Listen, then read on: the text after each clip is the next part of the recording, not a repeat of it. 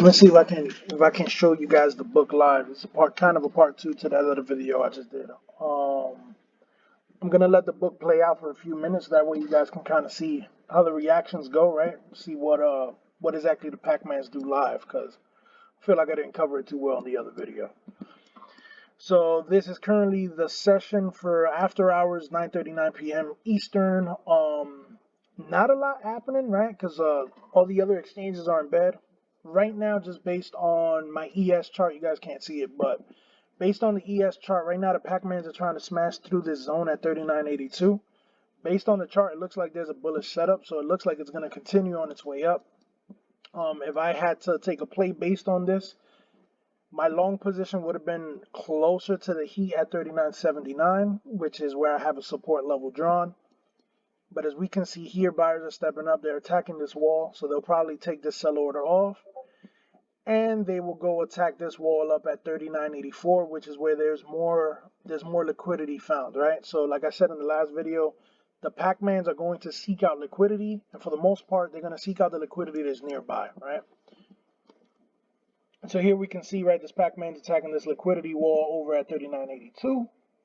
On the ES futures, we're at 39.8150, so we're attacking that wall now.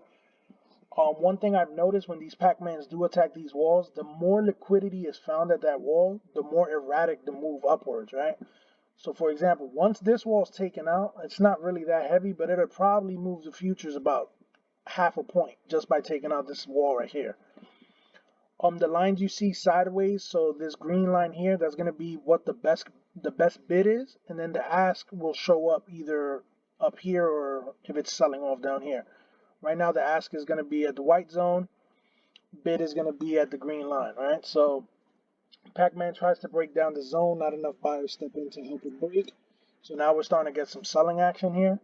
Just based on the 2-minute time frame I'm looking at, right, this is still a bullish setup to me, right? My entry would have been down here at this zone here, so I would have been still safe. If I'm long, though, I want to see this Pac-Man take this zone out.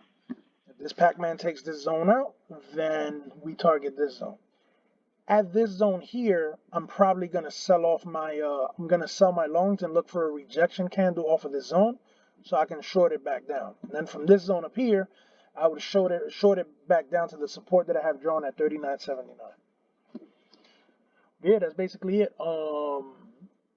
You guys have been in the Discord. I do commentary basically on the book map the entire day, so I'm kind of giving you guys a little slow down session.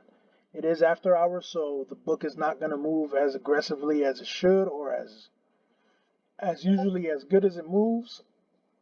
So you kind of see it going kind of slow, and you'll also notice that the liquidity is not that high, right? So a normal wall like this, right, this is only 99 lots and it's showing super red. If we were to zoom out and rewind basically to earlier's action, we had lots that were over 500. Since it is the after hour session, not a lot of people participate until the other markets open. I think the next market opens at 1 a.m., which is kind of when we'll start seeing some more volatile movement. We do have an event tomorrow, so more than likely everyone's going to sit on their hands, and the range tonight will be pretty whack. So here we go, right? We got some sellers that are attacking, are trying to bring the Pac-Man away from that zone, but the bid keeps walking up, right? So they're trying to basically eat through this little liquidity wall that's here at 39.82. If we look at our chart for the ES right now, it's riding the 5 EMA perfectly. So this is an indication of a bullish trend, right? We don't want a counter trend trade yet because there's really no indication that this Pac-Man is going to get smacked away. The lot is not that big. And for the most part, the bulls are not being discouraged by getting smacked. Now, they don't have really a lot of downside protection here. So if an aggressive seller does show up, he'll easily be able to flush this down to around 39.79, right? Because the bulls here are not moving up their order. So they're not chasing the price action. So here you're seeing the Pac-Man kind of going slow. It's trying to take out that wall at 39.82. Hopefully it does before this video gets too long. I'm trying to keep it short and sweet. So you can see, right, this green line, that's the best bid. So these people are not letting it get walked down, right? Here comes a big Pac-Man, takes out that wall, and we are at 39.82, right? So futures just made a new high. If you're long, And this seller just got taken out. So now what happens?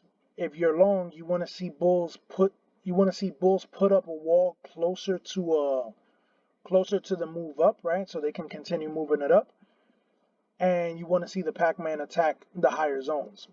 You do not want to see another wall get added right after they take it out, right? Because that means that the bears are defending this position, right? So the Pac-Man just took out this wall here, and the bears added another one. So seeing something like this, if my chart is now starting to lean bearish, or I'm seeing inside bars or like a hangman candle, I'm probably going to start scaling out because they're defending this position. They do not want it to get breached. So we had a Pac-Man immediately take this person out, and then they immediately smacked another wall in. So just judging based on this, if they can't take out this wall again, we will revisit 39.79. And also the fact that the bulls aren't walking up, so the bulls aren't adding any zones here, right, to kind of catch it if it does fall. That's a little discouraging. So we'll see what happens. We'll see if the Pac-Man can power itself up to take out that wall again. Keep in mind, like I said, the more liquidity is added to a zone, the more aggressive the move will be if the Pac-Man takes it out. If the Pac-Man fails to take it out, then the move would just go downward. If we're looking at the futures tonight, we're going to bounce between 389.86 and potentially around 39.76. There's a lot of liquidity here, but that'll probably just get pulled up as we go through the night. And as you can see, right, you can kind of see it live, the bulls are starting to lose their confidence, right? So this person keeps adding liquidity here, and the bulls are now starting to get impatient and lose their confidence. So they're starting to move the bid. So they're starting to get walked down. There's nothing to catch it.